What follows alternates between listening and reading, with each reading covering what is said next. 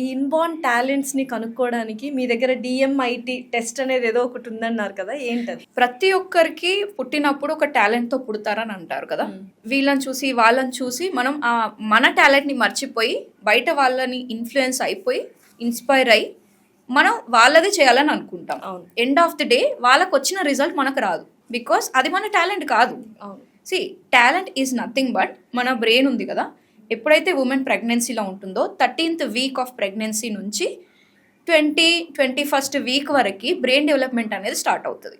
Okay, at the same time మన finger prints కూడా form అవుతాయి. Okay, so there is an interlink between brain and finger prints.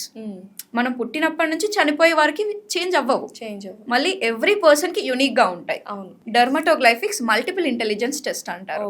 Okay, multiple intelligence, there are 8 multiple intelligence అనమాట. Linguistic intelligent అంటే word smart ఉంటారు, వాళ్ళు చాలా బాగా మాట్లాడగలుగుతారు. ఒక ఫ్రేజెస్ రాయడంలో కంటెంట్ రైటర్స్ ఉంటారు కదా, దే ఆర్ వర్డ్ స్మార్ట్ అనమాట. లాజికల్ ఇంటెలిజెన్స్ అంటారు, మ్యాథమెటిక్స్ చేస్తారు, నంబర్స్ తో చాలా గ్రిప్ ఉంటుంది వాళ్ళకి. అనలిటికల్, కాగ్నిటివ్ ఎబిలిటీ బాగుంటుంది. అలా 8 ఉంటాయి. Interpersonal, intrapersonal, naturalist. ఇంటర్పర్సనల్ అని అంటే నలుగురితో ఉండి వాళ్ళలో కలిసిపోవడం, చాలా ఇన్ఫ్లుయెన్షియల్ గా ఉంటారు. ఇప్పుడు ఎక్స్ట్రోవర్ట్ అంటారు, ఎక్స్ట్రోవర్ట్ అనొచ్చు. అంటే ఒంటరిగా ఉండడానికి ఇష్టపడరు వాళ్ళు, జనాల మధ్యలో ఉండాలి. ఇంటర్పర్సనల్ స్కిల్స్ బాగున్నట్టు. ఓకే, ఇంట్రాపర్సనల్ అంటే సెల్ఫ్ స్మార్ట్. వీళ్ళు పీపుల్ స్మార్ట్, వీళ్ళు సెల్ఫ్ స్మార్ట్ అనమాట. వాళ్ళ సెల్ఫ్ గ్రోత్ మీదనే ఎక్కువ ఫోకస్ ఉంటుంది, ఒంటరిగా ఉండడానికి ఇష్టపడతారు, ఎక్కువ గాసిప్స్ చేయరు, సైలెంట్ గా కామ్ గా ఉంటారు అనమాట.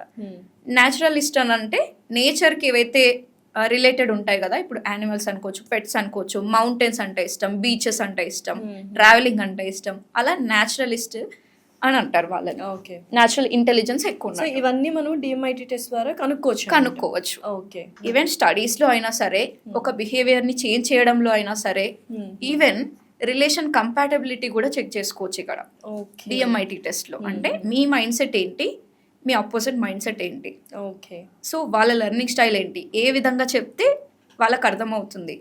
మీ స్టైల్లో మీరు చెప్తే అర్థం కాదు వాళ్ళకి, వాళ్ళ స్టైల్లోనే చెప్పాలి. ఓకే, అది ఈజీగా అర్థమవుతుంది.